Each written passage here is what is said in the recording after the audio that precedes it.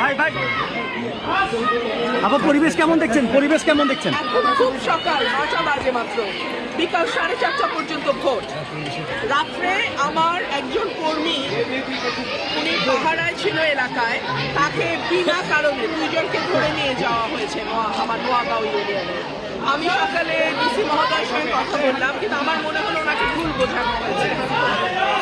তো সে একটা থানায় আছে, বিভিন্ন জায়গায় তারা সিল মারার চেষ্টা করছে, বিশেষ করে আশুগঞ্জে আমাদের 8টা ইউনিয়ন, 8টা কেন্দ্র অত্যধিক ঝুঁকিপূর্ণ। দুপুরে তারা সিল মারার একটা পায়তারা করছে বলে আমার কাছে খবর এসছে। আমি সেনাবাহিনী, পুলিশ, সবাইকে, ডিসি, সবার কাছে আমি এই কেন্দ্রগুলোর নাম পাঠিয়ে দিয়েছি। দেখা যাক কি হয়।